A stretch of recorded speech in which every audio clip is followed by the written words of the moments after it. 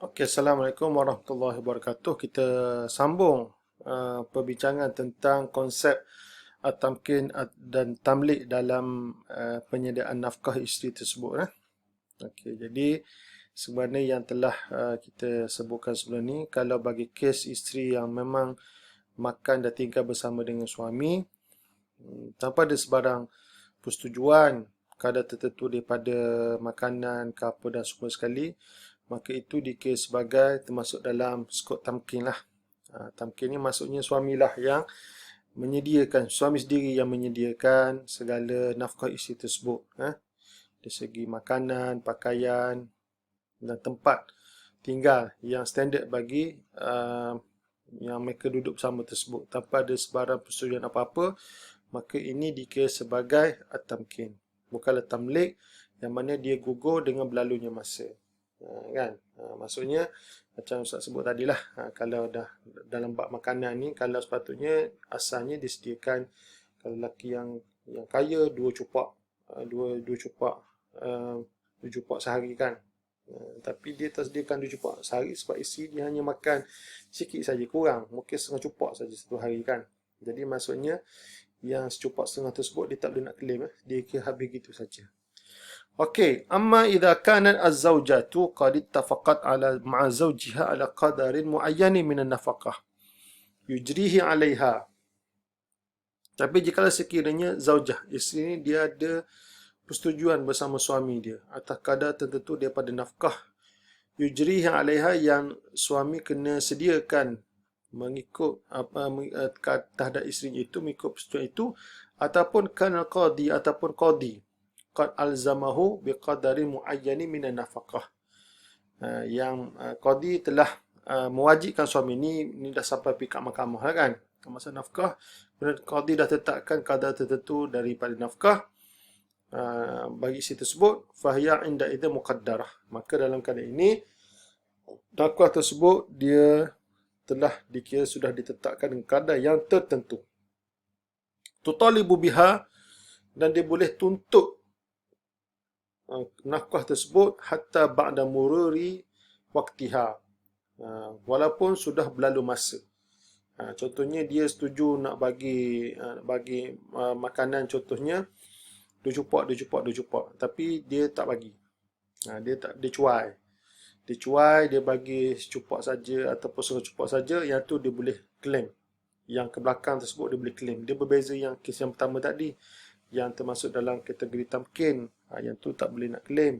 Sebab dia tu memang dah duduk sekali, makan sekali. Tapi bagi kes yang ada persetujuan, sama ada isteri dah tetapkan kadar tertentu ataupun mahkamah tetapkan tertentu, kemudian suami cuai, kan? Suami cuai, maka yang tu dikira hak tu, yang lepas tu boleh dituntut. Nafkah lepas yang tak dibagi boleh dituntut. Li'annaha tu'addu wal halah hadhihi min qabli tamlik. Kerana dalam kes ini, keadaan ini dikira termasuk dalam kategori tamlik, la tamkin, bukanlah tamkin. Walaha an ta'tada anha bima tuhib, dan isteri dia boleh minta ganti selain daripada apa benda ni, yang mungkin dia boleh minta ganti yang lain, apa yang dia sukalah.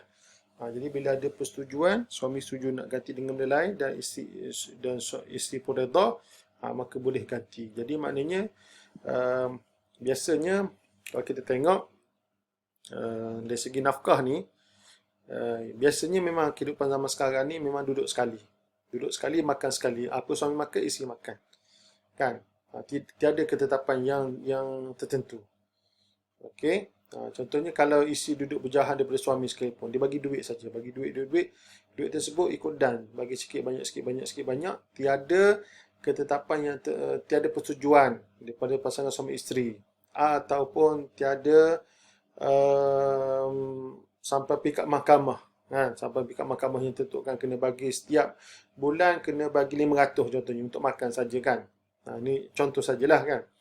Kalau tidak sampai ke pikat macam tu, tapi suami bagi sikit, ada sikit-sikit, banyak-banyak kan. Jadi bagi kes yang duduk bersama ni, yang tidak sampai kepada ada pikat persetujuan bersama suami isteri ataupun sampai ke perintah mahkamah, maka hak tu kalau suami ada cuai, yang tu dikira habis-habis gitu saja. Isteri tak boleh claim, maksudnya nafkah ke belakang yang tidak diberi nafkah oleh suami tersebut. Ni berbeza kalau ada persetujuan suami isteri ataupun sampai pergi kat mahkamah.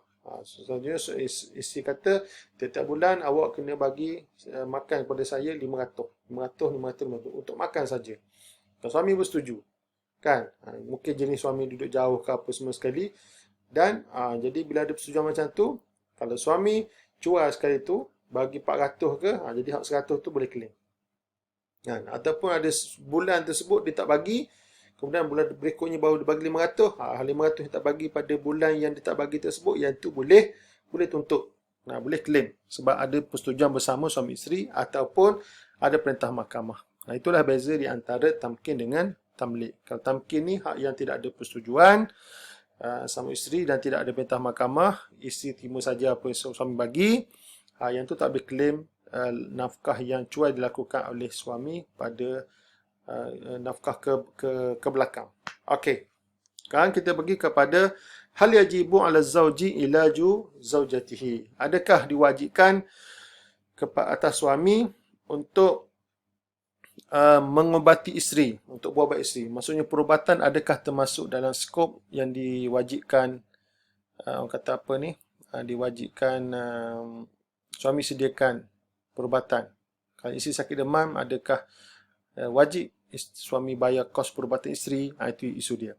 Okey, qala al-Khatib Asy-Syarbini, berkata Khatib Syarbini nak kitab ni, kitab Mughni Muhtaj, wala yajibu laha alaihi dawa'u maradin wala ujratu tabibin wa hajimin wa nahwu zalika kafasidin wa khatinin. Okey. Dia kata tidak diwajibkan untuk isteri atas suami obat sakit dan juga upah doktor dan upah tukang bekam dan lain-lainnya daripada kafasidin. Fasidin ni adalah berubat dengan cara mengeluarkan darah, wa khatinin, dan upah khatan. Khatan ni memang kita buat pada masa kecil. Ni mungkin dari segi kahwin kecil lah, kan. Walaupun kahwin kecil ni, biasa khatan ni orang buat masa kecil awal-awal lahir, kan. Tapi oleh kerana dari segi fiqh perkahwinan, selama mana dia tu manusia, walaupun kecil, sah perkahwinan. Kan? Itu dia cakap dari segi fiqh semata-mata lah. Okey. Jadi maknanya dalam kes obat ni, kalau ikut di sini, sakit demam isteri ni adalah tidak menjadi kewajipan suami untuk menyediakan kos perubatan isteri. Tidak, dari segi fiqh. Wa innama tajibu fi mali zaujah. Sesungguhnya segala yang kita sebut tadi itu, obat ke ataupun kos upah doktor dan sebagainya, itu adalah daripada harta isteri itu sendiri, isteri yang sakit itu sendiri. Ataupun man talzamuhu nafqatuha, ataupun diwajibkan kepada orang yang wajib memberi nafkah kepada dia, maksudnya sebelum dia berkahwin. Sebelum isteri berkahwin, siapakah yang wajib beri nafkah? Itu ayah dia. Jadi ayah dia lah yang wajib membayari nafkah sakit demam, obat bila isteri tersebut sakit. Jadi dari segi fiqh Syafi'i nampaknya begitu. Kos sakit demam isteri bukan atas tanggungan suami, tapi tanggungan isteri itu sendiri ataupun orang yang wajib memberi nafkah di isteri tersebut sebelum dia kahwin. Apa alasannya? Li'anna dhalika li'islahi al-jismi fala talzamu az-zawj. Dia sama seperti kerana ianya adalah untuk nak membaiki isteri, nak membaiki tubuh badan, untuk nak maintain badan. Jadi bahagian nak maintain badan ni tidak diwajibkan kepada suami. Sama juga seperti rumah sewa lah. Kalau rumah sewa ni, kalau berlaku kerosakan, kita suruh tuan rumah yang baiki, bukan kita yang duduk dalam rumah tersebut. Inilah kias yang dilakukan oleh mazhab Syafi'i tentang masalah sakit demam isteri ini adalah bukan daripada tanggungan suami, kerana dia lebih kepada untuk nak maintain isteri. Jadi siapakah tuan punya, jadi bila sakit demam, jadi tuan punya badan tersebutlah kena berubat sendiri.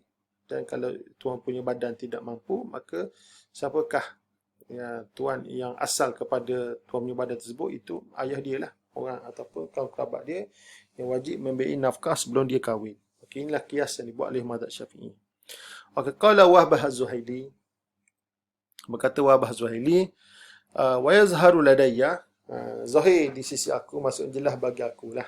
Muhammad Ghazali ni ulama moden. Anal mudawata lam takun fil madi hajatun. Anal mudawata lam takun fil madi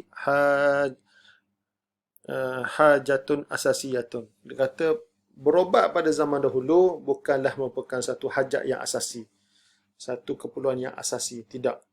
Fala yahtaju al-insanu ghaliban ila al-ilash. Kerana satu ketika dahulu, zaman-zaman dulu, manusia ni tidak berhajat kepada berobat pada kebiasaannya. Kenapa? Li'annahu yaltazimu qawaidas sihhati wal wiqayah. Kerana orang zaman dulu ni, mereka ni memang jaga tentang cara-cara untuk menjaga kesihatan dan juga untuk pencegahan. Jadi orang zaman dulu ni banyak sihat, kurang sakit. Okey. Jadi fal ijtihadul fuqaha mabniyun ala urfi qa'imin fi asrihim. Maka ijtihad ahli fiqh adalah berdasarkan kepada uruf ataupun pada suasana yang berlaku pada zaman mereka. Jadi zaman dulu ni berobat ni satu perkara yang mungkin bukan benda penting lah, bukan benda asas. Jadi sebab itulah bagi mereka berobat ni bukan benda penting. Berbeza dengan makan minum. Makan minum yang penting sebab tiap-tiap hari diperlukan. Okey, jadi oleh kerana berobat ni satu benda kecil saja, maka bukanlah benda asasi yang suami wajib menyediakan perkara tersebut kepada isteri dia. Amal an, adapun zaman sekarang, faqad asbahat al-hajatu ila al-ilaji kal hajati ila at-ta'ami wal ghidha. Bal aham. Adapun sekarang, jadilah kehajatan ataupun keperluan untuk berobat ni sama seperti keperluan kepada makanan dan makanan. Keperluan makanan. Kan, makanan adalah ta'am wa ghidha, mana sama lebih kurang. Maksudnya sama-sama perlu. Bahkan aham, bahkan berobat itu lebih penting daripada makan sekarang ni. Sebab sekarang ni banyak penyakit. Banyak penyakit. Dan perlu diubati sakit si tersebut. Kan? Maksudnya sama-sama asasi. Keperluan zaman sekarang ni, berobat ni adalah satu perkara asas sebagaimana makan minum itu adalah satu perkara asas. Jadi bagi beliau, bahawa berobat ni juga adalah termasuk dalam perkara-perkara yang wajib suami sediakan untuk isteri apabila isteri sakit. Okey. Jadi wallahualam, kita akan sambung kepada klik yang berikutnya. Assalamualaikum warahmatullahi taala wabarakatuh.